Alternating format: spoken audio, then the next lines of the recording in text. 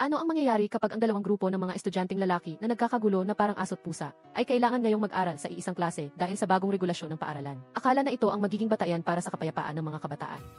Ngunit saan sila mas nagdulot pa ng matinding gulo? Posible bang hindi magkasya ang dalawang tigre sa iisang bundok? Sa hinaharap, magiging magkaibigan kaya sila? Subaybayan natin ang natatanging high school drama na ito. Lahat ay nagsimula sa sikat na Zekitan High School. Ito ay isang pangunahing paaralan na may maraming mahuhusay na mag-aaral sa akademya at sports. Sa paaralang ito, nahahati ito sa dalawang bahagi, ang Timog at ang Hilaga. Ang South Campus ay para sa mga estudyanteng nakatuon sa kompetisyon sa sports, para sa mga premyo, habang ang North Campus ay para sa mga estudyanteng may mataas na marka na nakatuon lamang sa pagkuha ng pinakamataas na marka. Ang mga estudyante mula sa parehong campus ay may mga pagtatangi laban sa isa't isa. Halimbawa, ang grupo ng mga akademiko ay hinahamak ang mga estudyanteng magaling lamang sa sports. Tinitingnan nila ang mga ito bilang walang utak na mga malalaking katawan, habang ang grupo ng mga atleta ay kinukutya ang mga bookworm bilang mga makina ng pag-aaral ng guro para makamit ang mataas na marka. Walang nagpapatalo sa dalawang campus. Sa sports division, si Lihi ang pinakakilalang estudyante dahil sa kanyang kakayahan sa pagtakbo. May mga chismis din na siya ay isang mayabang na taong mahilig manggulo sa mga bata. Ngunit ito ay bulong-bulungan lamang. Si Lihi ay isang taong may prinsipyo at matulungin sa kanyang mga kaibigan. Samantala, sa North Campus, dalawang estudyanteng kilala sa kanilang kahanga-hangang akademikong pagganap ay sina Jinxie at si Yu. Si Jinxie ay ang class president na inihalal ang lahat mula pa noong grade 1-0 at siya ang may tungkuling mangolekta ng mga communication book. Kilala rin siya sa hindi paglahok sa anumang extracurricular activities. Samantala, ang malamig na henyo sa pag-aaral na si Yu, bukod sa pag-aaral at kay Jinxie, ay walang ibang interes. Palagi siyang may malamig na ekspresyon at isang magandang araw, nagkabangga ang South at North Campus na may mga ulat na nagsasabing pagsasamahin ang dalawang campus. Ibig sabihin nito ay kailangan ng sports group na mag-aral kasama ang humanities group. Hindi na kailangang sabihin na ang grupo ni Lihi ay hindi masaya sa balitang ito. Sa broadcasting room, iniisip ng grupo ni Nanzeng kung paano nila maluloko ang grupo ng mga estudyante ng humanities. Habang masigla silang nag-uusap, pumasok si Jinxie. Sinabi niyang mayroon siyang gawain na kolektahin ang communication books ng mga lalaking nasa harap niya at sinubukan ng isang binatilyo na sipain ang paa ng class president. Sa kabutihang palad, si Lihi ay naging isang ginoo upang saluhin siya at hindi siya matumba. Bagamat niligtas siya ni Nanzeng, nairita pa rin si Jinxie at patuloy na lumalaki ang tensyon sa pagitan ng dalawang grupo. Nang hapong iyon, nagdaos ang paaralan ng paligsahan sa handball at ang koponan ni Lihi ay masiglang naglaro. Simple lang, dahil mayroon silang bentahe sa pisikal na anyo, ngunit ang koponan ng mga matatalino ay maithyu na mahusay din sa sports. Habang naglalaro, natumba ang isang miyembro ng sports team dahil may tubig, inakala niyang ang grupo ng mga matatalino ang nagplano nito. Agad na nagtalo ang dalawang koponan at mula sa isang simpleng laro ay naging isang ball throwing battle kung saan ginamit ng dalawang campus ang bola bilang sandata.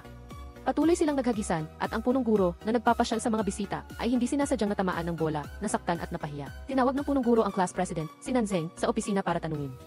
Dali-daling lumapit ang mga sports coach ng koponan ni Lihi para humingi ng tawad at magpaliwanag. Natatakot siya na ang init ng ulo ng kanyang estudyante ay magdulot ng gulo sa harap ng punong guro. Direktang sinabi ni Nanzeng na ang humanities team ang naunang ng provoke. Nang marinig ito, pumasok ang advisor ng pangunahing karakter na babae. Ang guro na may maikling buhok ay seryosong nagtanong kay Lihi kung paano niya masasabi na ang kanyang estudyante ang may kasalanan. Sa puntong ito, alam ni Nanzeng na nasobrahan siya sa pananalita, kaya mabilis siyang humingi ng tawad. Ayaw nang palakihin ng punong guro ang usapin, kaya basta na lamang niya pinatawan ng parusa ang grupo ng mga estudyante. Pagkaalis ng pangunahing lalaki at babae, sinabi ng punong guro sa dalawang advisor na kailangan ng isakatuparan ang pagsasama ng dalawang kampus ng humanities at sports. Kinabukasan, ipinahayag ng guro na magkakaroon ng paghahalo sa klase, at ang mga estudyante mula sa sports at humanities campus ay mag-aaral ng magkasama. Mula roon, tutulungan nila ang isa't isa na umunlad ng sabay. Nagdulot ito ng alon ng kontrobersya sa mga estudyante ng dalawang kampus. Nagreklamo ang grupo ng mga matatalino na ayaw nilang makisalamuha sa grupong puro galaw lang at walang utak. Samantala, ang grupo ni Nanzeng, nang malaman ang balita, ay nasa edad 17 na puno ng pagrerebelde. Si Lihi ay nakaisip ng isang kalokohan. Nagpunta sila sa convenience store na madalas puntahan ng grupo ng mga matatalino at malakas na inalog ang mga bote ng Coca-Cola. Bilang resulta, nang buksan ni Jinxie ang kanyang lata ng Coca-Cola, tumalsik ang inumin sa kanya. Si Nanzeng at ang kanyang mga kasama sa likod ay tuwang-tuwa na nakapagloko sa striktong class president. Hindi naman nagparaya ang grupo ng humanities. Agad na nawala ang mga damit ng sports team ng hapong iyon. Lihim na pumasok ang estudyante mula sa humanities class sa banyo at nagnakaw. Dahil dito, kailangan ni Lihi at ng kanyang mga kaibigan na tumakbo ng halos hubad para mabawi ang kanilang mga damit. Pinagalitan sila ng punong guro. Nang makita ng grupo ng mga estudyante ng humanities ang eksena ng mga lalaking walang damit, pinigilan nila ang kanilang tawa. Ngayon, ang target ng grupo ng mga estudyante ng humanities ay ang henyo sa pag-aaral na si Yu.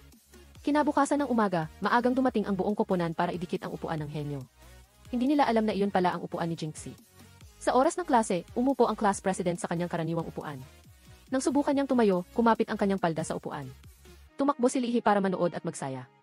Hindi niya akalain na ang target ng paghihiganti ay napunta sa class president. Wala nang nagawa si Jinxie kundi gupitin ang kanyang palda, gamit ang gunting habang nasa klinik dahil malaki ang bahagi na nadikit. Sa kabutihang palad, binigyan siya ni Yu ng pantalon para ipalit. Paglabas niya, nakita agad ng class president si Lihi na may bakas ng pagsisisi sa mukha. Humingi siya ng tawad sa dalaga at umaasang mapapatawad siya nito. Galit na hinawakan ni Jinxie ang damit ng pangunahing lalaki. Sinabi niya na halos galit siya kay Lihi kung siya ba ay lalaki na nagkamali pa sa paghihiganti. Umaasa siyang hindi na niya ito makikita sa hinaharap. Sa kasamaang palad, hindi matutupad ang hiling ng class president. Ang grupo ni Lihi ay opisyal na nagsimulang mag-aral sa klase ni Jinxie kinabukasan. Nagkaroon pa nga ng pagtatalo sa upuan. Muling kinailangan ng dalawang advisor na mamagitan. Samantala, dinala ng coach ang grupo ng humanities para mag-ehersisyo. Habang pinanonood ng grupo ng sports ang English University, naunawaan niya ang sikolohiya ng mga mag-aaral na mahusay sa sports na hinahamak ang pag-aaral. Ngunit ang mga kabataang ito ay wala pa sa 18. Kailangan nilang maging mahusay sa kanilang pag-aaral para makamit ang mas mataas pa. Sa bakuran ng paaralan, ang grupo ng humanities na tamad mag-ehersisyo ay hindi gaanong komportable sa patuloy na pagtakbo. Ngunit iginiit ni Coach Batch na huwag isipin na ang mga mag-aaral na mahusay sa sports ay hindi matalino at hindi kailangang magsikap. Napakahalaga rin ang pagpapalakas ng katawan. Sa madaling salita, maraming sinayang nalaway ang dalawang guro para matulungan ang mga grupo ng mag-aaral mula sa dalawang kampus na mapagtanto na. Panahon na para isantabi ang kanilang pagkakaaway at magsikap na magkasama sa pag-aaral. Gaya ng dati, ang klase sa umaga ay palaging nakakainip para sa sports group. Walang sinumang seryosong nag-aaral. Mayroon pang nakasuot ng eye mask para madaling makatulog, ngunit madali itong nahuli ng guro. Ang pangunahing lalaki ay inupuan sa likuran ng class president. Hindi ko alam kung makatiba ang kanyang kamay o ano, ngunit patuloy niyang hinihila ang upuan ni Jinxie na nagdulot ng pagkagambala sa kanya matapos ang klase. Hiniling ng guro sa class president at sa makulit na lalaki na pumunta sa opisina upang maglipat ng mga dokumento. Sa simula, ayaw niyang pumunta, ngunit nang makita niyang sasama si Zyu sa class president, agad na sumunod si Lee. Sinabi rin niya kay Jinxie na gusto niyang magkasundo sila sa isang klase. Malamig na sinabi ng pangunahing babae na kung totoo ang mga salitang iyon ay tatanggapin niya. Labis na kinamumuhian ni Jinxie ang mga taong minamaliit ang pag-aaral at umaasa siyang sa hinaharap kapag magkasama na silang nag-aaral, si Lee ay magiging maseryoso at hindi na magdudulot ng gulo. Kahit na hindi nagdulot ng gulo ang grupo ni Nanzeng, patuloy pa ring dumarating ang problema. Sinabi ng babaeng si Huang Yuan na mabaho ang sapatos ng sports team at ang mas malala pa ay itinapon niya ito sa basurahan. Nang bumalik ang pangunahing lalaki at babae, nakita nilang nakapaligid ang kanilang mga kaklase at nagbubulungan, labis na nagalit si Lee nang makita niyang binubuli ang kanyang mga kaibigan. Samantala, pinagtanggol naman ng bookworm ang masamang ugali na si Huang Yuan at halos magkasakitan ang dalawang binata. Upang maiwasan ang malaking gulo, pinulot ng henyo sa pag-aaral ang sapatos ng sports at ibinalik ito sa kaibigan ni Nanzeng. Hiniling ni Jinxie kay Huang Yuan na humingi ng tawad at sa ilalim ng pressure, humingi ng tawad si Huang Yuan. Bilang class president, iminungkahi ni Jinxie sa grupo ni Nanzeng na tutulungan niya silang itago ang kanilang mga sapatos para walang sinumang makakagalaw. Gayunpaman, sinadya pa rin ng bookworm na manggulo at kinuha niya ang sapatos ng koponan ni Lee. Ang resulta ay kinabukasan ng umaga, nagulat si Nanzeng at ang kanyang mga kasama sa paghahanap at inakala nilang itinapon ang kanilang mga sapatos sa basurahan, kaya galit na galit silang naghukay sa basura para hanapin ito. Nang marinig ang balita, agad na naghanap si Jinxie at ang henyo sa pag-aaral. Hula niya, nakatago ang sapatos sa kanilang orihinal na silid-aralan sa South Campus. Sa kabutihang palad, natagpuan ng pangunahing babae ang mga sapatos na ito. Hindi ito ordinaryong sapatos, ipinaliwanag ni Lee na ang mga sapatos na ito ay may kinalaman sa kanilang mga alaala sa kompetisyon sa track. Medyo naantig ang pangunahing babae nang marinig ang pagtatapat ng pangunahing lalaki. Yumuko siya para humingi ng tawad dahil hindi niya napangalagaan ng maayos ang sports team na nagulat sa kabaitan ng class president. Pagkatapos ng insidenteng ito, nagkaroon si Lee ng ibang pananaw kay Jinxie, mas nag-alala siya sa kanya. Halimbawa, sa panahon ng ehersisyo sa labas, hindi niya mapigilang sumulyap kina Zyu at sa pangunahing babae. Nang makita niyang hinihila ng henyo sa pag-aaral ang braso ng class president para mag-stretch, medyo nainis siya. Galit na nilapitan ng pangunahing lalaki si Zyu at habang sasabihin niya sana ang kanyang mga mungkahi sa pag-ensayo, biglang nawalan ng malay ang class president. Nag-alala ang dalawang binata at agad siyang dinala sa klinik at iginiit pa nilang sila ang mag-aalaga kay Jinxie. Pagkaraan ng ilang sandali, nagising din ang pangunahing babae at malumanay na sinabi ng henyo sa pag-aaral na tutulungan niya itong kopyahin ang mga notes. Sa huli, nanatili pa rin si Lee na walang hiya at pinayuhan pa niya itong magtuon sa pag-aaral. Mali ang pagkakaintindi ng mapaglarong lalaki na ang kapatid na lalaki ng pangunahing babae ang kanyang kasintahan. Pagkatapos nito, nakita rin niya ang isang estudyanteng babae na umamin ng pag-ibig sa lalaking may salamin. Sinaway ni Lee ang kapatid na lalaki ng class president na playboy. Sa oras na ito, ang kanyang kapatid na lalaki ay tumakbo ng mabilis, nag-aalala na tinanong ang kanyang ate. Tumawa si Jinxie at ipinakilala ang key playboy na sinasabi ng pangunahing lalaki bilang kanyang kapatid. Mabilis na binago ni Lee ang kanyang tono dahil sa kahihiyan. Niyakap niya ang balikat ng lalaking nakasalamin at friendly na nakiusap. Kinabukasan, normal na pumasok sa klase ang class president. Gusto ni Zyu na iayain ang dalaga sa library para mag-aral para sa English exam. Si Lee sa likuran ay tumatawa habang umunguya ng ngutya. Sa panahon ngayon, yayain pa rin ang babae sa bookstore. Ngunit labis na nagkaroon ng interes si Jinxie na ikinagulat ng pangunahing lalaki. Nakalimutan niya kung gaano ka-dedicated sa pag-aaral ang class president sa opisina sa sandaling iyon. Ang grupo ni Coach Batch ay nakiusap para sa kapatawaran mula sa advisor ng humanities class. Nagulat, sila pala ay magkasintahan, ngunit sa harap ng mga kasamahan ay nagpapanggap na magkaaway. Sa paglipas ng mga araw, unti-unting nagkaroon si Lee ng kakaibang damdamin para sa class president. Hindi niya maintindihan kung bakit tuwing kaharap niya ito ay nagiging bata siya. Gusto niya lang sanang humingi ng WeChat para madaling makipag-ugnayan, ngunit hindi ito ibinigay. Ang araw-araw na pagpapakita at pagsunod ng pangunahing lalaki sa kanya ay nagdulot ng kaunting pagkabahala kay Jinxie. Nagreklamo siya sa kanyang matalik na kaibigan. Isang taon na lang at gagraduate na siya, ngunit patuloy siyang ginugulo ng maliliit na bagay. Hindi kinamumuhian ng pangunahing babae si Lihe. Pakiramdam niya ay para itong ticking time bomb na kailangan niyang iwasan. Nahihirapan ang kanyang key-boss na makipagkaibigan sa pangunahing babae. Sinamantala ng lalaking may bangs ang pagkakataong makipagkita sa matalik na kaibigan ni Jinxie. Sa pamamagitan ng isang kainan, ni-record niya ang pag-uusap para marinig ni Lihe ang mga hilig ng class president. Masiglang isinalaysay ng kaibigan ang lahat ng hilig at gawin ni Jinxie. Dahil sa mahalagang impormasyong ito, kinabukasan ay mayabang na ipinagmalaki ni Lihe ang aklat ng pagsusuri na in-order ni Ziyu at Jinxie, na orihinal na nilayon para magpasikat sa class president. Ngunit, tinanggihan ni Jinxie at sinabing bibili na lang siya online mamaya. Habang buong kumpiyansang sinabi ng henyo sa pag-aaral na magkakaroon siya, kaagad ng 2 aklat ng pagsusuri dahil kilala ng kanyang pamilya ang may akda ng set ng mga tanong na ito. Muling natalo si Lihe sa harap ng pangunahing babae. Ang hapong iyon, tinawag ng advisor si Jinxie sa opisina. Tinatawagan ka ng guro na may maikling buhok para ipaalam na magkakaroon ng eksperimento na gagawin ng may kapares at ibinigay ang listahan ng mga grupo sa pangunahing babae. Nagulat ang class president nang makita niyang nasa iisang grupo sila ni Lihe. Seryosong sinabi ng guro kay Jinxie na, dahil pinagsama na ang 2 grupo ng mga estudyante, bilang class president, kailangan ng pangunahing babae na tulungan ang mga mahihina sa pag-aaral. Dahil personal na iniatas ng advisor ang gawain, sumunod na lang si Jinxie. Kinabukasan, habang nag-eksperimento ang buong klase, hiniling ng guro sa class president na kumuha ng ilang pinatuyong damong dagat sa bodega, at doon nagkaroon ng ideya ang pangunahing babae. Hiningi niya sa kanyang matalik na kaibigan na magsuot ng puting damit para takutin si Lihe. Alam niyang medyo mahiyain ito, kaya gusto niyang takutin siya. Nagpatuloy si Lihe at Jinxie sa bodega nang walang pag-ingat. Bagamat medyo nag-aalangan siya ng pumasok sa madilim na lugar at may kakaibang ingay, isang gagamba ang dumikit sa balikat ni Lihe, ngunit mabilis niya itong ipinagpag. Nahulog muli ang gagamba sa kaibigan niya, at sumigaw ang babae sa takot kaya tuluyan ng nabigo ang pagpapanggap na multo. Biglang napagtanto ni Jinxie na kahit natatakot si Lihe, sinubukan niya pa ring harangan ang kanyang sarili sa takot na baka saktan siya ng multo. Mabilis na bumalik ang dalawa sa silid-aralan. Medyo nahihiya si Jinxie dahil sa paglalaro ng pananakot sa kanya, at sinundot pa niya ang balikat ni Lihe para makaupo sa tabi niya para sa eksperimento sa klase. Nagkamali si Lihe sa formula kaya nagpa siya ang class president na, bigyan ka ng kanyang WeChat account para makapag-ugnayan sila. Tuwang-tuwa si Lihe nang makuha niya ang contact number ng class president. Nang gabing iyon, sinubukan niyang mag-text kay Jinxie, nag-type, nag-delete, at nag-type muli. Si Lihe ngayon ay parang isang baliw na umiibig. Sa bahay, nakita ng kanyang mga magulang si Lihe na nakatitig sa kanyang telepono at bumubuntong hininga ng walang humpay. Tinukso siya ng kanyang ina kung may gusto ba siyang babae. Agad na itinatanggi ni Lihe. Kabaligtaran ng mainit na kapaligiran ng pamilya ni Lihe, ang bahay ni Ziyu ay napakatahimik, halos siya lang ang nag-iisa sa bahay. Ang tatay ni Lihe, habang nagtatapon ng basura, ay hindi sinasadyang nakita si Ziyu kaya inanyayahan niya ito sa kanilang bahay para kumain. Sa hapunan, sinabi ng mga magulang ni Lihe na gusto nilang hilingin kay Ziyu na turuan pa ang kanilang anak.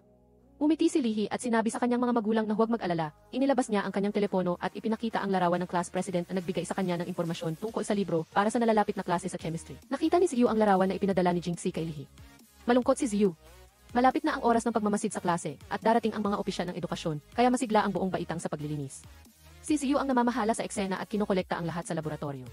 Ngayon ay dumating na si Lihe at opisyal na nagsimula ang eksperimento. Si Lihe ay nakaupo sa tabi ng bida, ngunit nagdulot pa rin ng problema. Naglagay siya ng alkohol sa solusyon at hindi sinasadyang lumikha ng malaking apoy. Nagsimulang umusok ang usok kaya nagtakbuhan ang lahat palabas ng klase sa matematika. Naipit si Jinxie sa loob ng silid.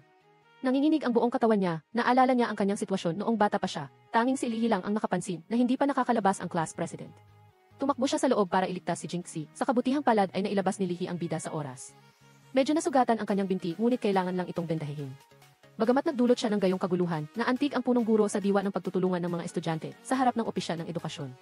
Inako niya ang lahat ng responsibilidad. Sa klase, tumayo si Ziyu at umako ng responsibilidad dahil hindi niya nagampanan ng maayos ang kanyang tungkulin sa seguridad mula sa insidente. Makikita na ang mga estudyanteng atleta ay walang pinakapangunahing kaalaman sa operasyon ng eksperimento. Sa makatuwid, kailangang mas pagbutihin ang pag-aaral ng grupo ng palakasan. Naisip ni Jinxie na may utang na loob siya kay Lihe. Kaya, nagpa siya siyang tulungan si Lihe na mag-aral ng mabuti, lalo na sa kimika. Nagkaroon muli ng pagkakataon ang mapaglarong binata na mapalapit sa kanyang crush, at ang kanyang mukha ay sumikat sa hindi maitatagong kaligayahan. Si Jinxie ay masigasig na nagturo kay Lihe, hindi niya alam kung gaano siya kaganda sa oras na iyon. Si Lihe ay nakatingin lang kay Jinxie at natulala. Maya-maya sa klase, habang lihim na kumakain si Lihe, tinawag siya ng guro para basahin ang English na aralin. Hindi lang siya kundi pati na rin ang payat niyang kaibigan ay kailangan ding magbasa. Ang dalawang pasaway ay nagbasa na parang bagong salita pa lang, at ang grupo ng kultura ay pilit na pinipigilan ang tawa. Samantala, nang si Ziyu na ang sumunod, ang boses niya ay nagpahanga sa buong klase.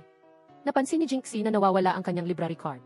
Dahil ito sa ipinahiram niya ito kay Huang Yuan, ngunit sinabi ng babae na nawala niya ito at posibleng nasa basurahan na ito ngayon. Sa kabila ng pagpigil ni Ziyu, bibili pa nga siya ng bago para kay Jinxie. Nakita ni Lihe mula sa malayo ang kanyang crush at ang kanyang karibal na nakatayo sa tabi ng basurahan.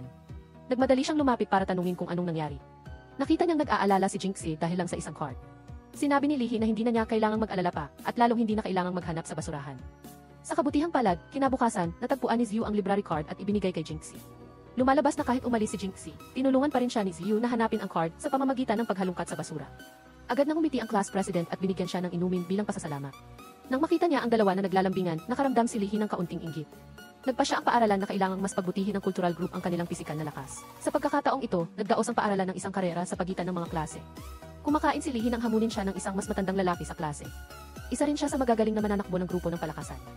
Nagbigay pa siya ng pustahan na kung manalo si Lihi, bibilhan niya ito ng pagkain sa loob ng isang linggo. Kung matalo naman siya, kailangang aminin ni Lihi na siya ay isang pagong. Nang hamunin ang kanyang kakayahan sa palakasan, nagpa siya ang mapaglarong binata na hindi susuko. Tinanggap niya ang hamon. Hindi nakasali si Jinxie sa laban na ito dahil napilayan siya ng paa. Tinanong ni Jinxie si Lihi kung bakit niya gustong tumakbo. Buong pagmamalaki namang sinabi ni Lihi na gusto niyang maging isang profesional na atleta na magbibigay ng karangalan sa bansa. Tinanong din niya si Jinxie bakit siya nagsisikap ng husto sa pag-aaral. Nagkibit balikat si Jinxie at sinabing gusto niyang maging mas mahusay para makahanap ng magandang trabaho at maalagaan ang kanyang pamilya. Nagsimula ang laro sa pagbubukas mula sa pangkat ng palakasan na sinundan ng mga mag-aaral mula sa pangkat ng kultura. Gayunpaman, si Huang Yuan ay nakaranas ng pulikat kaya nagpa siya si Jinxie na palitan siya para magpatuloy sa relay race. Determinadong hindi sumuko si Jinxie at nagpatuloy sa pagtakbo, ngunit ang kanyang pinsala sa paa ay naging dahilan ng kanyang pagkahulog. Sa sandaling ito, lumitaw si Lihi at hinila siya, tinanong kung ayos lang siya. Nag-aalala ang lahat para kay Jinxie, ngunit sa gitna ng kompetisyon, walang sinuman ang gustong huminto. Buong lakas na tumakbo si Lihi, ngunit nanatili siyang nasa pangalawang pwesto. Sa huli, natalo ang klase ni Lihi sa laban. Talunan ng koponan nina Lihi at Jinxie. Sa infirmary, malungkot si Huang Yuan dahil ang kanyang pinsala ang naging dahilan ng pagkatalo ng buong koponan. Ngunit totoo ngang nagkaroon siya ng pulikat at nakaramdam ng pagduduwal. Sa harap ng klase, umamin si Huang Yuan ng kanyang pagkakamali at nangakong mas magsisikap sa physical education mula ngayon. Tinupad ni Lihi ang kanyang pangako na may pagkamuhi ay bumili siya ng pagkain para sa mapagmataas na manlalaro habang nakasuot ng costume na pagong. Sa harap ng maraming estudyante, kinuha ng nagwagi ang kanyang telepono at kinuna ng video si Lihi at ang kanyang mga kasama na nakasuot ng costume na pagong. Ang layunin ay gawin silang katatawanan para sa buong paaralan. Si Jinxie ay labis na apektado sa nakita niyang pambubuli. Pinigilan niya ang hambog na lalaki na itigil ang pagvideo. Sa kabutihang palad, nakialam ang coach. Kaya ang grupo ni Lihi na nakasuot ng pagong ay kailangang maghiwa-hiwalay. Lumapit si Jinxie sa klase upang pag-usapan ang tungkol sa pagtaya ni Lihi. Sila ay isang pangkat na hindi nagyayabang kapag nanalo at hindi sumusuko kapag natalo. Kung kailangang magdala ng pagkain si Lihi para sa bastos na lalaking iyon, tutulungan siya ng buong klase na tuparin ang kasunduan. Sa paghikayat ni Zhu, nagkaisa ang buong klase upang tulungan si Lihi. Kung gusto ng hambog na lalaki na may magdala ng kanyang pagkain at inumin, isang hukbo ng mga mag-aaral ang magdadala ng pagkain sa kanyang mesa. Ang oras ng pagkain ay naging maingay nang mapuno ang mesa ng hambog na lalaki ng maraming plato ng pagkain. Dinala ng buong klase ni Jinxie ang kanilang mga plato ng pagkain. Sa bawat paglalagay ng plato, may kasamang mapanlait na tingin. Pagkatapos ng klase, hinintay ni Lihi si Jinxie para sabay silang umuwi. Gusto niya itong imbitahan sa hapunan bilang pasasalamat. Ngayon, buong saya namang pumayag si Jinxie. Habang kumakain sila, tinitigan niya ang mapaglarong binata. Naisip niya, gwapo rin pala ito. Ang magkaaway na pares ay naging mas komportable at malapit sa isa't isa ngayon. Sa kasalukuyan ay sensitibong panahon para sa mga mag-aaral dahil nasa huling taon na sila ng kanilang pag-aaral. Hindi niya alam na iyon pala ang score ng kanyang matalik na kaibigan. Hindi makakuha ng ganoon kataas na score si Lihi. Labis na nadismaya ang ina nang makita niyang hindi makakuha ng mas mataas na marka si Lihi. Medyo nahihiya rin si Lihi sa kanyang mahinang pag-aaral. Kinaumagahan, nang nagrereklamo siya sa kanyang kaibigan, binigyan siya nito ng ideya para mandaya. Ito ay ang pagsusulat ng mga sagot sa maliliit na papel at pagpasa nito sa isa't isa. Sa kasamaang palad, narinig ito ng class president. Pinilit niya itong ibigay ang mga papel na may sagot. 4 na araw na lang bago ang pagsusulit. Gusto ni Lihi na mapasaya ang kanyang mga magulang sa kanyang resulta sa pag-aaral. Seryosong tumango si Jinxie nang marinig ito. Sinabi niya na ipaubaya na sa kanya ang pag-review. Bagamat confident siyang magsalita, nang kausapin niya ang kanyang kaibigang nerd. Nakita ni Jinxie na mahirap gawing matalino ang isang estudyanteng atleta sa lahat ng asignatura sa klase.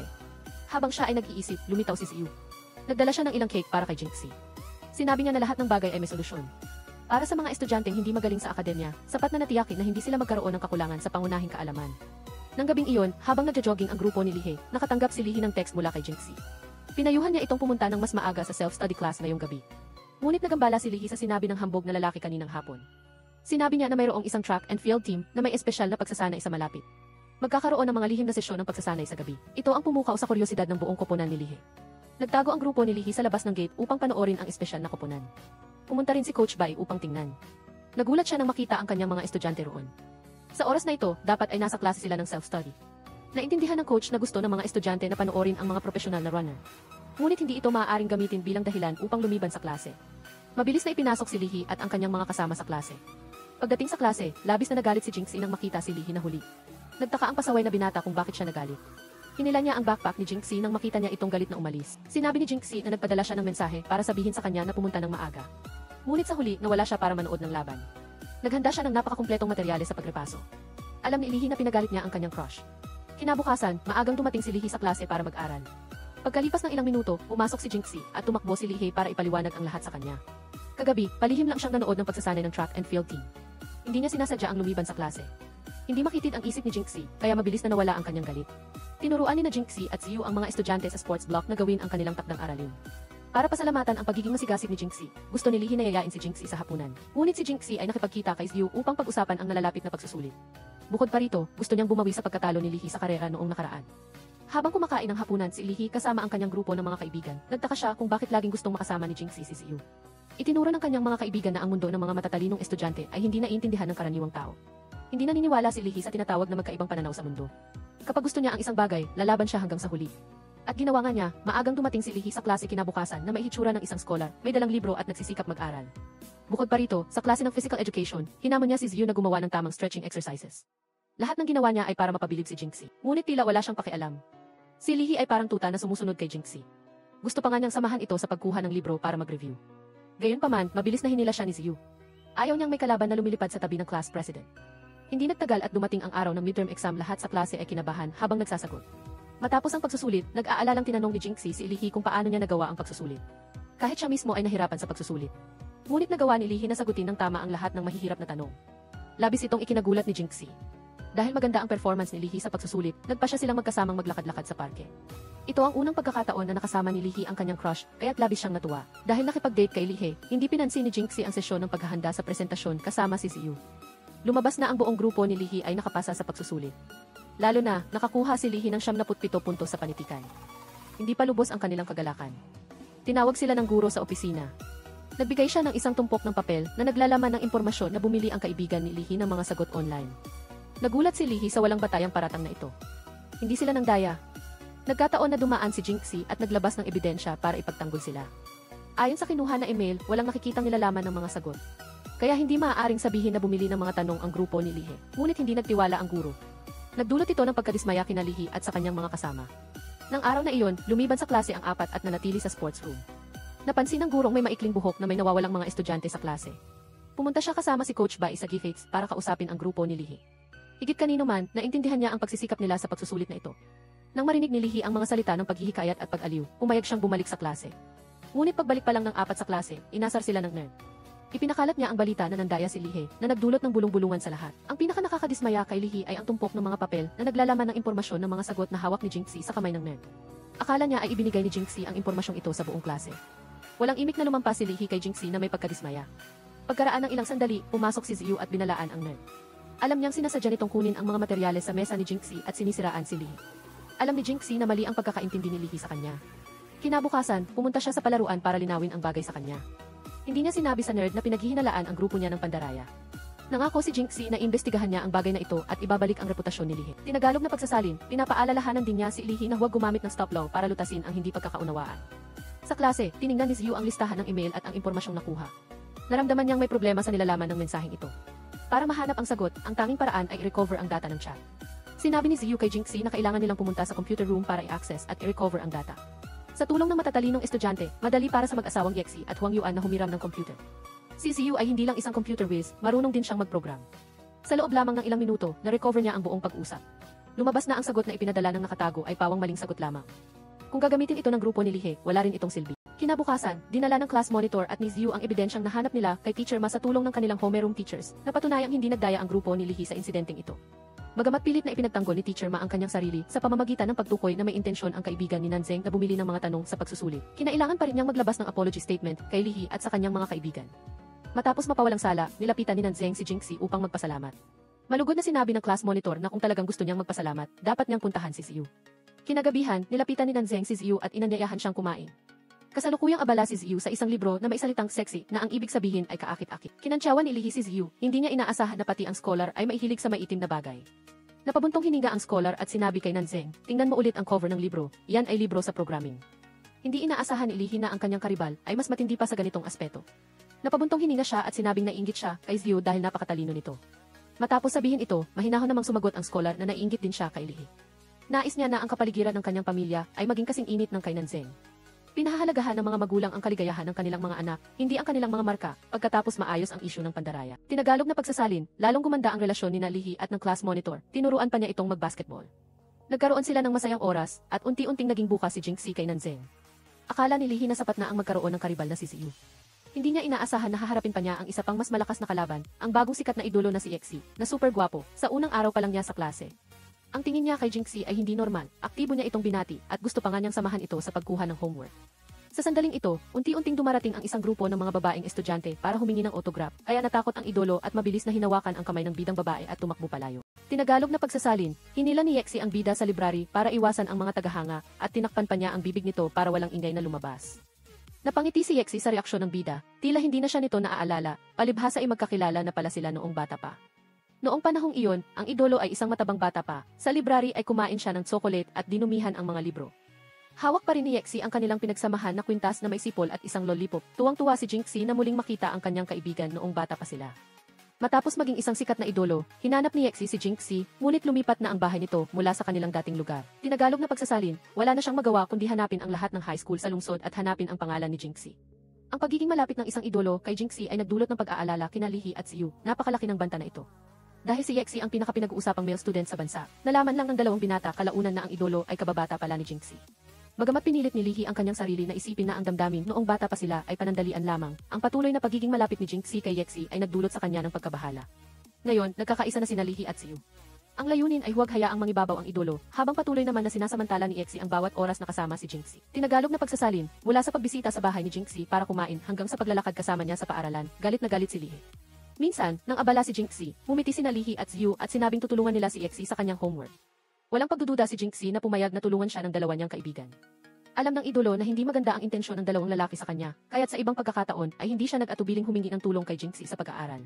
Gusto ni Jinxie na tulungan ang kanyang kaibigan mula pagkabata na magkaroon ng holistic na pag-unlad, kaya't hiniling niya kay Ziyu na turuan si Yexi sa pag-aaral. At si Lihi naman ang tutulong sa kanya sa pagpapabuti ng kanyang pisikal na kalusugan. Tinagalog na pagsasalin, noong una ay malikot si Lihi at umalma, ngunit hinawakan ni Ziyu ang kanyang balikat at bumulong, kung magiging tutor daw sila ni Yexi, hindi ba't mas mababawasan ang pagiging malapit nito kay Jinxie. Inilarawan ni Lihi sa kanyang isip ang idolo at ang kanyang tulong na masaya at nagtatawanan, agad siyang nagbago ng isip at pumayag. Nang gabing iyon, nag-text si Lihi sa kanyang mga kaibigan, gusto niyang magbihis ng kahanga-hanga para hindi na mapansin ni Jinxie ang idolo, pinayuhan lang siya ng kanyang mga kaibigan na magsuot ng cool na damit. Kung pareho daw ang kulay ay mas maganda, mabilis na tinawagan ni Lihi ang nakababatang kapatid ng class monitor, at inutusan niya itong sabihin kung anong kulay ng damit ang isusuot ni Jinxie kinabukasan. Tinagalog na pagsasalin, ang mga magkaparehong damit ang pinakamainam, kinabukasan ay nagsuot si Lihi ng asul na kamiseta na kapareho ng kulay ng damit ng bida. Medyo nadismaya si Yexi dahil hindi nag-iisa ang bida. Umaasa siyang magkaroon ng pribadong oras. Simula noon, hindi na naging maganda ang abril ni Yexi.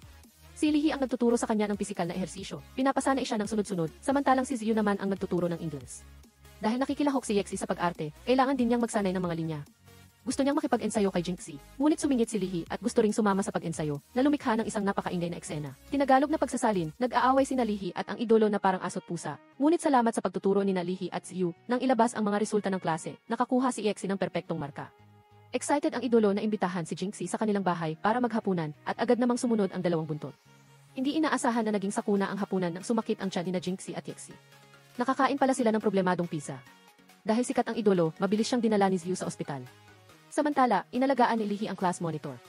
Ang pagka-ospital ni Yexi ay labis na ikinabahala ng kanyang manager, na noong una ay hindi nasisiyahan sa pagtanggi ng idolo na buksan ang pinto. Tinagalog na pagsasalin, ngayon ay na-ospital na naman siya, dahil sa pananakit ng tiyan, at maraming trabaho ang maantala. Hindi naniniwala ang manager na may magagawa ang grupo ng mga estudyante para kay Yexi. Nag-aalala sina Ziyu at Lihi para sa idolo kaya binisita nila ito. Ito ang unang beses na nakita nila ang mahina nitong bahagi, lalo na nang maghanda ang nurse na mag-inject sa kanyang puwet. Sa loob ng kwarto ng pasyente, alam ni Yexi na sinasadya ng dalawang lalaki na ilayo siya kay Jinxie. Sa pagkakataong nagkasama-sama silang lahat, tatlong lalaki ang umamin na gusto nila si Jinxie. Hindi rin sila nag-atubiling sabihin kung paano sila nababagay sa kanya, kung saan diretsahang ipinahayag ni Lihi na niyakap at binuhat na niya ang class monitor. Nagpuyo sa galit si Yexi nang marinig ito, mabilis niyang itinulak si Lihi sa kama, ngunit dahil si Lihi ay isang atleta, walang epekto sa kanya ang mga ganoong bagay. Kahit na si Yexi ay kababata ng bida, hindi siya natatakot. Pagkaraan ng ilang sandali, pumasok si Jinxie, at ang tatlong binata ay nagkunwari na magkakasundo na parang walang nangyaring pagtatalo. Pagka-uwi ni Ziyu, hinarap niya ang galit ng kanyang istriktong ina, na hindi nasiyahan nang malaman niyang huli siyang umuwi, at nilait pa ang mga kaibigan ng kanyang matalinong anak na pawang ki, sick for inferior, lamang. Si Ziyu na kadalasan ay masunurin ay kinailangan pa ring bigyan ng babala ang kanyang ina na huwag hamakin ang kanyang mga kaibigan. Palapit na ang pagtatapos kaya mabilis na nakapagpasya ang mga estudyante kung saang universidad sila mag-aaral. Tinawag niya si Ziyu para kausapin ng pribado, tinanong kung alam ba ito ng kanyang mga magulang. Sinabi ng kanyang guro na palihim niyang binago ang kanyang kagustuhan. Ayaw niya talagang maging abogado. Samantala, hinarap ni Lihi ang pagkamangha ni Konsehal Bai.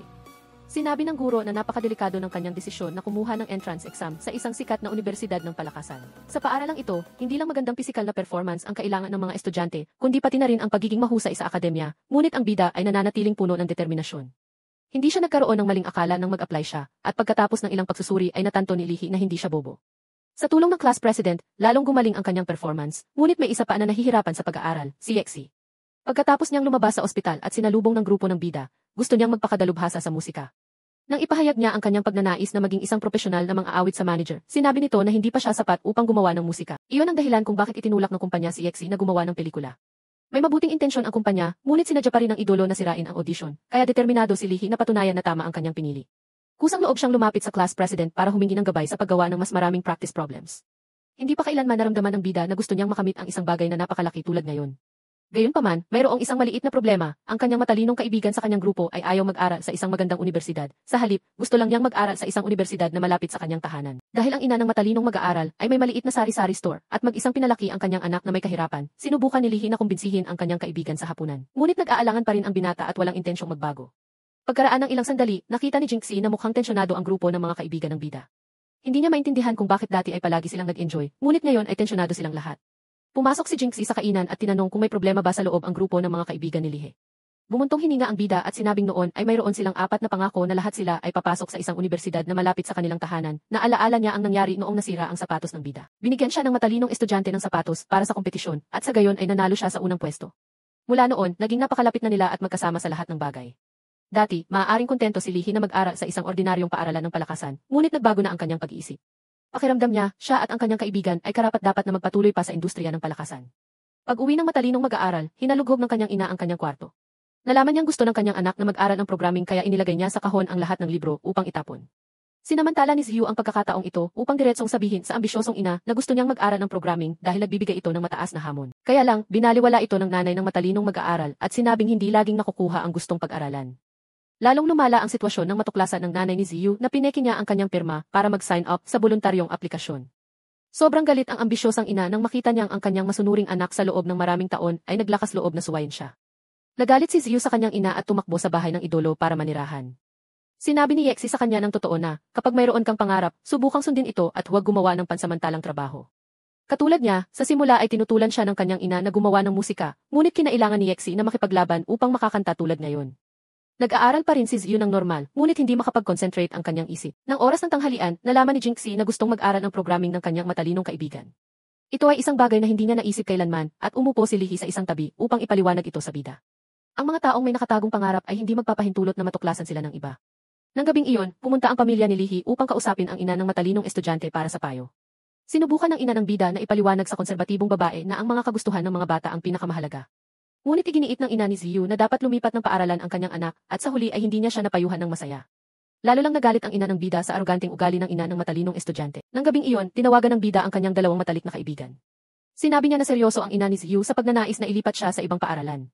Nag-aalala si Jinxie para sa kanyang kaibigan, malapit na ang kompetisyon sa programming, at kung makukumbinsi nila si Ziyu na lumahok at makita ng kanyang ina na naglalaban ang kanyang anak, sino ang nakakaalam, baka magbago ang kanyang isip. Sa pagising kinabukasan, pumunta sina Jinxie, Lihe, at ang idolo para makipagkita sa ina ng matalinong estudyante. Pumunta siya sa paaralan para formal na mag-file ng withdrawal slip, ngunit mabilis siyang hinarang ng class president at Yexi at kinumbinsi. Samantala, dinala ng bida si Ziyu sa kompetisyon ng programming sakay ng bisikleta. Sa simula, hindi pumayag ang ina, ngunit dahil sa determinasyon ng grupo ng mga estudyante, sumama siya sa grupo ng bida sa kompetisyon. Nakaramdam ng kaunting pressure si Ziyu nang makita niya ang kanyang ina sa ibaba.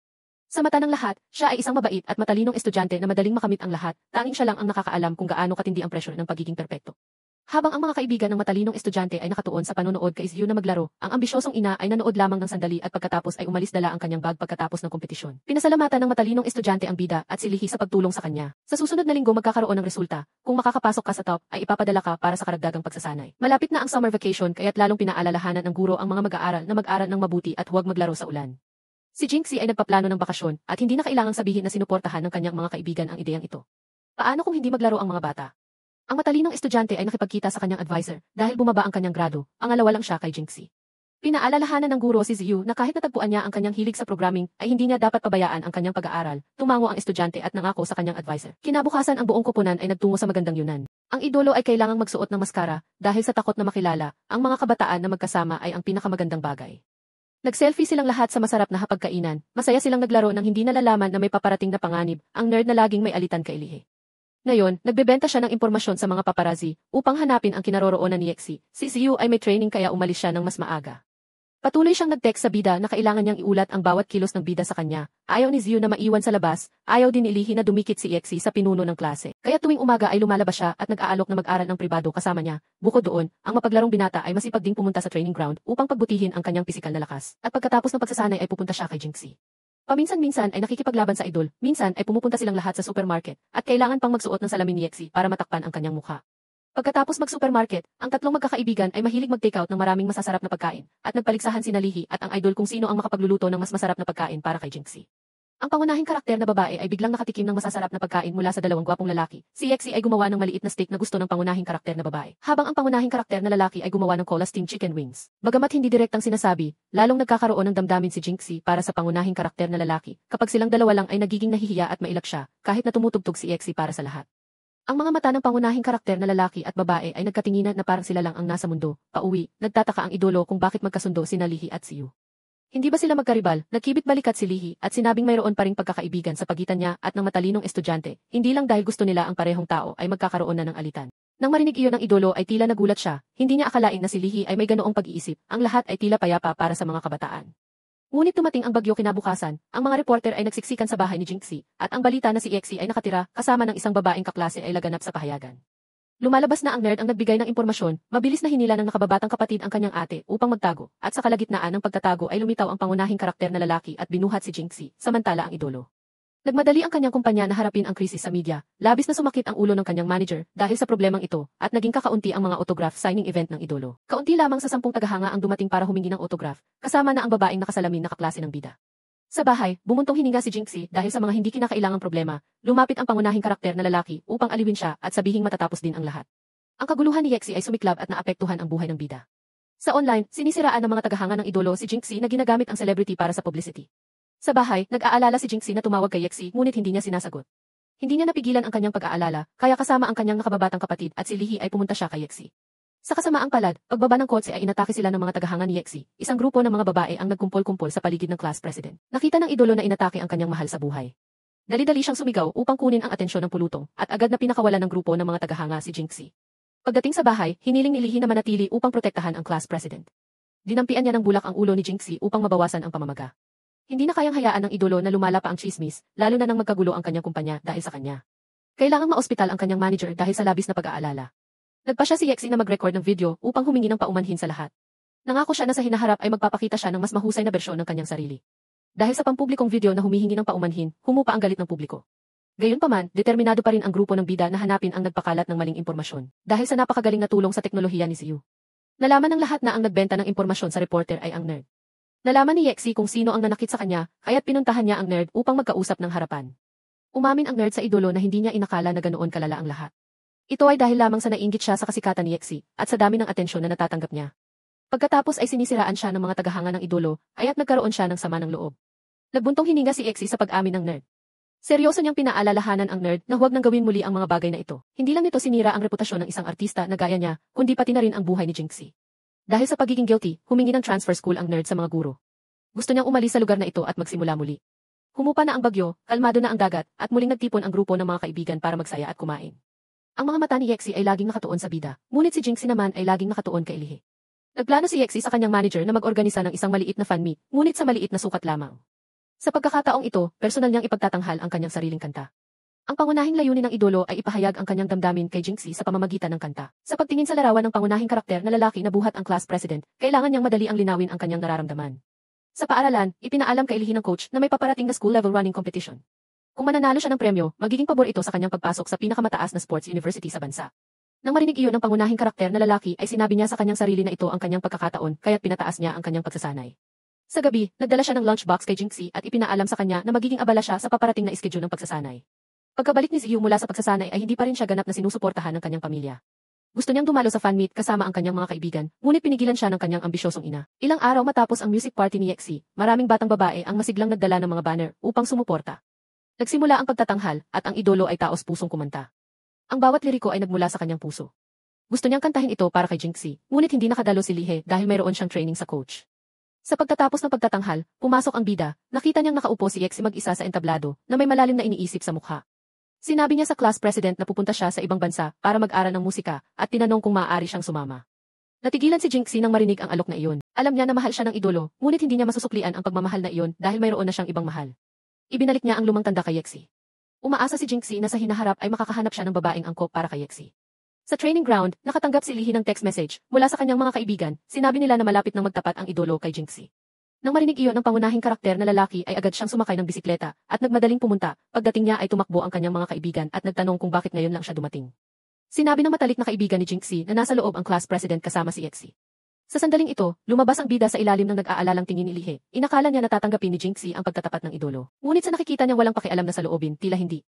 Inihatid ni Lihi ang kanyang crush sa bahay. Bago umalis ay sinabi niya sa kanya na lubos siyang magtiwala sa kanya. Umiti ang bida sa mapagpanggap na pahayag. Sa isang kisap mata ay kinailangan ng umalis ng idolo sa China. Bago siya umalis, pinuntahan siya ng grupo ng mga kaibigan ng bida upang magpaalam. Mapaglarong sinabi ni Yexi na kung ayaw ni Jinxie na umalis siya ay mananatili siya. Nang marinig iyon ni Lihi ay dali-dali niyang sinabihan ang bituin na umalis kaagad at kung kinakailangan ay manirahan sa ibang bansa. Bumuntong hininga si Yexi na alam niyang hindi niya kayang talunin ang pangunahing karakter na lalaki. Sinabi niya sa matalinong estudyante na kung mangahas si Lihi nasaktan ang class president ay ipagbigay alam kaagad sa kanya. Kahit na gustong yakapin ni Jinxie at ng babaeng nakasalamin ang idolo, hindi pinayagan ng grupo ng mga lalaki. Lumapit sila upang yakapin siya bilang kanilang paalam sa grupo. Laging nagiging mas malapit ang pangunahing karakter na lalaki at babae. Hindi pinalalampas ni Lihi ang anumang pagkakataon upang alagaan ang class president. Isang umaga sa paaralan pagkatapos ng klase sa SE, aksidenteng nahimatay si Jinxie. Pagkatapos niyang magising ay nasa loob siya ng silid-aralan ng mag-isa. Galit na dumating ang pangunahing karakter na lalaki at hiniling ang kanyang telepono. Inilagay niya ang alarm para sa oras ng pagkain at pagtulog para sa bida. Umaasa si Lihi na huwag nang baliwalain ng kanyang mahal sa buhay ang kanyang kalusugan. Ang kanyang tono ay napakalakas at determinado na kinailangan ng class president na umatras. Nilihi ang kanyang crush para mag-dinner bukas. Kaarawan niya iyon. Bilang resulta, gabing-gabi nang nakatulog si Jinxie sa kanyang kwarto. Isa ba itong date?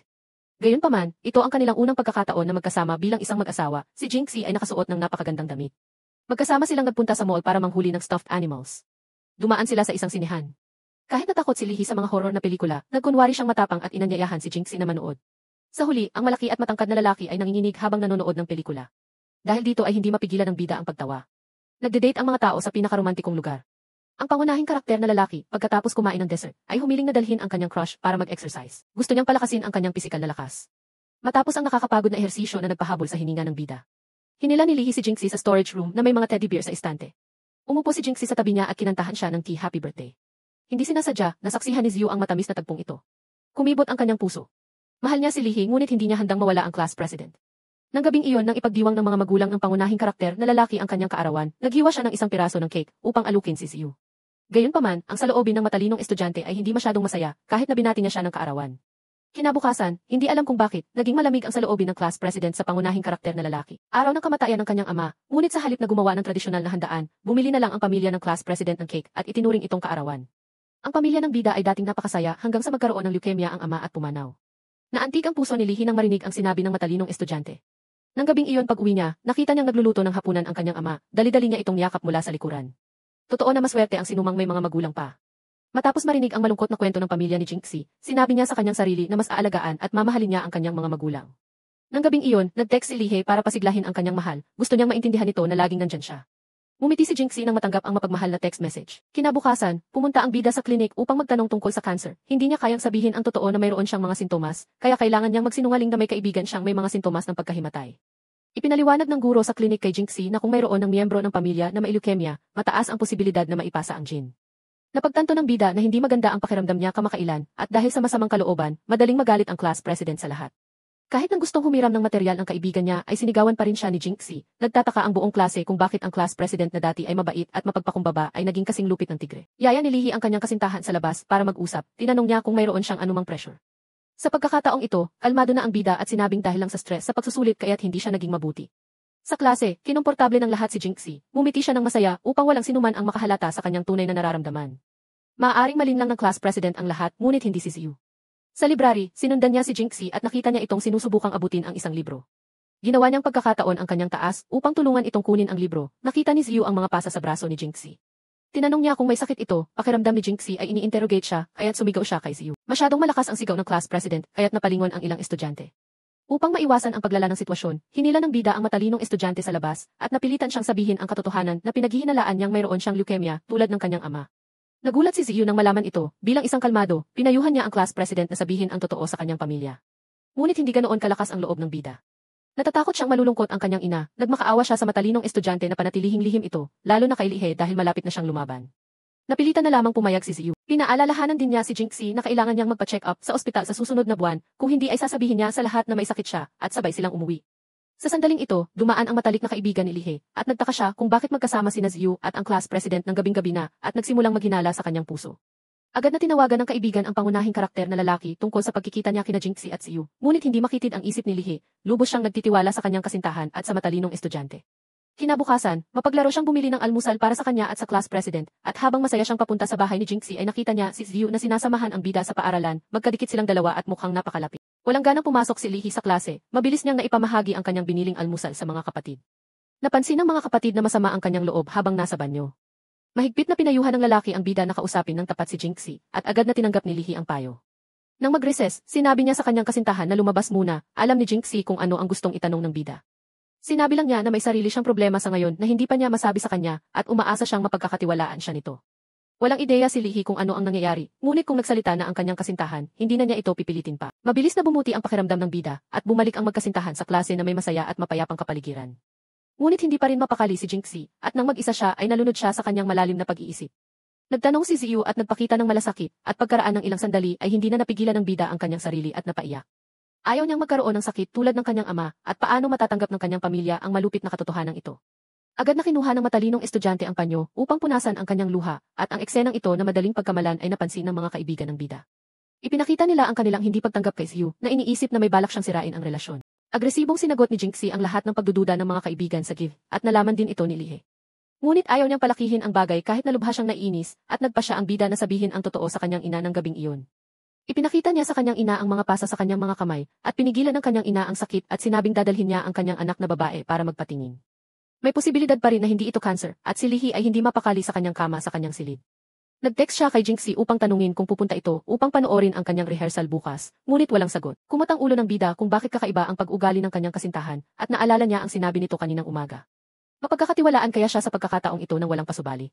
Sa araw ng rehearsal ni Lihe, iyon din ang araw na nagpa-examine ang class president. Nagtataka ang lahat ng kaibigan ng bida kung bakit hindi dumating si Jinxie. Habang tumatakbo si Lihe ay naabala siya ng mga sinasabi ng kanyang mga kaibigan tungkol sa pagbabago ng class president kamakailan. Ito ang naging sanhi ng kanyang pagkadapa at pagkasugat ng tuhod, at nagmamadaling lumapit ang kanyang mga kaibigan upang alalahanin ang sugat ng bida. Sa ospital, tumawag ang ina ni Jinxie sa isang kakilalang doktor upang ipatingin ang kanyang anak na babae. Nang umuwi siya, hindi maitago ng kanyang mukha ang kanyang kalungkutan. Kumuha ng gatas ang anak para sa kanyang ina at matapang na sinabi na nandito siya, kaya huwag matakot ang ina at kapatid niya. Hindi maaaring maging ganoon kawalang katarungan ang Diyos para kunin ang parehong ama at kapatid niya.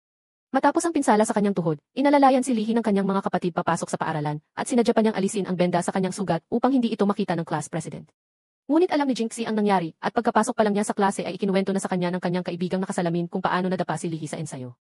Bagamat nag-aalala si Jinxie, hindi siya direktang lumapit sa kanyang kasintahan. Sa halip ay sinabi niya sa kanyang matalik na kaibigan na iparating sa bida na mag-ingat ito. Bumili siya ng inumin at ipinaabot sa coach. Sa practice field, nakita ng bida si Jinxie at dali-dali itong nilapitan para kausapin. Isang linggo na siyang umiiwas sa kanya, nakinig ang bida sa kanya at nag-focus sa kompetisyon. Hindi siya nalihis ng pansin ng anuman, ngunit umiiwas pa rin ang class president sa kanya, sa harap ng nagtatanong at bigong tingin ni Lihe. Ginawa niyang dahilan na malapit na ang university entrance exam, kaya kailangan nilang mag-concentrate. Kinabukasan ay nagpunta ang bida at ang kanyang ina sa ospital para magpa-check up. Patuloy na hinikayat at inalo ng kanyang ina ang kanyang anak na babae na ayos lang ang lahat. Sa paaralan ay sinalakay ang kanyang nakababatang kapatid ng mga kaibigan ng bida. At hiniling ng babaeng nakasalamin na sabihin ng nakababatang kapatid ang totoo tungkol sa kalagayan ni Jinxie. Nang ipitin, napilitang sabihin ng kapatid na maaaring maileukemia ang kanyang ate, at nalungkot ang kanyang kaibigan nang marinig ito. Ngayon ay naiintindihan na niya kung bakit pabago-bago ang muod ng kanyang matalik na kaibigan at madaling magalit. Sa araw ng karera ni Lihe at ng programming competition ni Ziyu, hindi makapunta ang class president. Taos pusong binati ng matalinong estudyante ang bida ng magandang kapalaran sa kanyang pagsusulit. Inaasahan ni Lihe na darating ang kanyang minamahal upang suportahan siya, at tiningnan niya ang buong stadium, ngunit hindi niya ito nakita. Samantala, matapos mag-isip ng matagal, nagpa siya ang class president na pumunta sa paaralan para panoorin ang karera ng kanyang kasintahan. Gayunpaman, dahil sa kanyang mahinang kalusugan, nahimatay siya. 5 minuto na lang bago magsimula ang kompetisyon ni Ziyu. Ngunit hindi siya nakasali sa finals. May tumawag sa kanya at sinabing nawala ng malay si Jinxie. Hindi nag-isip ang matalinong estudyante at agad na tumakbo. Ang pagtalikod ni Ziyu sa pagsusulit ay ipinagbigay alam ng propesor ng Technical University sa kanyang ina. Lubos na nagulat ang ina nang malaman na nag-drop out ang kanyang anak sa huling minuto. Kung nag-drop out ang matalinong estudyante, si Lihe naman ay hindi nanalo sa karera. Umuwi siya nabigo sa masiglang pagtatanong ng kanyang mga magulang. Isang bagay lamang ang inaalala niya, na hindi dumating si Jinxie. Malaki ang epekto ng kabiguan na ito sa karera kay Lihe. Nanatili siya sa kanyang silid at hindi lumabas. Pinanood ni Jinxie at ng kanyang mga kaibigan ang video ng pagtakbo ng bida. Hindi niya akalain na isang araw ay matatalo ang kanyang kasintahan sa larangan na pinakamagaling siya. Sinasabi na ang pamilya ang pinakamalaking suporta, ang ama ng bida ang pinakaunawaing ama sa buong mundo. Patuloy niya itong hinihikayat at hinila pa ang kanyang anak para mag-jogging, pinapaalala kung gaano siya kasaya at puno ng enerhiya noon kapag tumatakbo. Ano ba kung matalo sa isang laro? Hindi kailanman naging mahina ang kakayahan ni Lihe. Nang marinig ang taos-pusong salita ng kanyang ama, napaluha ang bida sa sobrang emosyon. Pinunasan niya ang kanyang luha at tumakbo ng napakabilis, walang makakapigil kay Lihe na makamit ang kaluwalhatian ng isang atleta. Kinagabihan, si Ziyu pa rin ang sumama sa class president pauwi. Naglalakad ang dalawa nang makasalubong nila ang bida. Gustong kausapin ni Lihe si Jinxie ng pribado, kalmado at banayad ang kanyang saloobin. Sinabi niya sa bida na hindi niya kailangang mag-alala tungkol sa kanyang pagganap. Bukod dito, hihintayin din ni Lihe na sabihin ni Jinxie ang lahat ng totoo sa kanya nang makita ang sinseridad ng kanyang kasintahan. Nagpa siya ang bida na sabihin ang lahat ng itinago niya sa mahabang panahon. Inanyayahan ni Jinxie ang mapaglarong binata sa bahay upang mag-usap nang malaman na may panganib na magkaroon ng malubhang sakit ang kanyang kasintahan. Nagulat siya at tinanong kung bakit hindi niya ito sinabi sa kanya simula pa lang. Baling sa kapatid ni Jinxie, hinawakan ni Lihe ang liig nito at sinisi kung bakit hindi nito sinabi sa kanya. Sa sandaling ito ay pumasok ang ina ng bida at nang makaharap ang kanyang magiging biyenan. Agad na nagpakumbaba ang bida at nagbigay galang. Patuloy na hinarap ni Ziyu ang pamimilit ng kanyang ambisyosong ina. Matapos matuklasan ang kanyang pagtalikod sa pagsusulit, diretsahan niyang kinausap si Ziyu tungkol sa paglipat ng paaralan. Sa pagkakataong ito ay hindi na umangal ang matalinong estudyante. Pumayag siya kung sa tingin ng ina niya ay iyon ang tama. Iba sa pagiging diktador ng kanyang ina, sa pagkakataong ito ay naging positibo ang ama ni Ziyu tungkol sa programming. Sinabi niya na hindi dapat masyadong kontrolin ng asawa ang kanilang anak, at bukod pa rito ay may magandang kinabukasan ang programming industry. Bagamat nanatili ang ambisyosong ina sa kanyang konserbatibong opinyon at hindi nakinig sa payo ng kanyang asawa. Kinabukasan, inanyayahan ni Ziyu ang bida na gumawa ng cake. Gusto niyang lumikha ng mas maraming alaala sa kanya. Ang dalawang matatalinong mag-aaral na magkasama ay nagpatahimik sa bida at naghihintay na lamang sa bahay. Tinayuhan ng nakababatang kapatid si Lihe na huwag mag-alala. Maya-maya lang ay babalik ang kanyang ate ng buo. Nang ihatid ng matalinong estudyante ang class president pauwi, sinabi niya sa dalaga na ibigay ang kanyang telepono. Kinuha ni Ziyu ang telepono ng bida at in-install ang call and listen app na siya mismo ang nagdisenyo. Gusto niyang kung kailangan niya ng tulong ay siya ang tatawagan niya muna. Nagulat at naantig si Jinxie nang maging una siyang gumamit ng app ng matalinong estudyante. Pumayag siya sa lahat ng sinabi nito, ngunit bilang isang kaibigan. Kinabukasan, nakuha na ang opisyal na resulta ng pagsusuri ng bida sa ospital. Sa kabutihang palad, hindi siya nagkaroon ng leukemia, kundi iron deficiency lamang. Niyakap ng mag-ina ang isa't isa sa sobrang tuwa at kaligayahan. Masayang pumasok si Jinxie sa paaralan at ibinalita ang magandang balita sa buong klase. Lahat ng kanyang kaibigan ay masaya para sa kanya, lalo na si Lihe. Hindi lang ang class president ang may magandang balita. May magandang balita din ang bida. Napasama ang kanyang pangalan sa listahan ng susunod na city-level running competition. Ang tanging may problema pa rin ay si Ziyu. Tahimik siyang nakaupo sa library at nagbabasa ng libro, malayo sa lahat ng kasiyahan ng kanyang mga kaibigan. Nakita niya ang mga larawan ng kanyang mga kaibigan na naglalakbay ngunit nanatiling tahimik. Gayunpaman, sa araw na pumunta ang kanyang mga magulang sa paaralan, upang ilipat ang paaralan ng kanilang anak. Ang buong klase kasama ang kanilang class advisor ay kinumbinsi ang mga magulang ni Ziyu na payagan siyang manatili. Nagkaisa ang lahat sa pagmamakaawa ng matalinong estudyante. Narito ang kanyang mga kaibigan, ang mga sumusuporta sa kanya.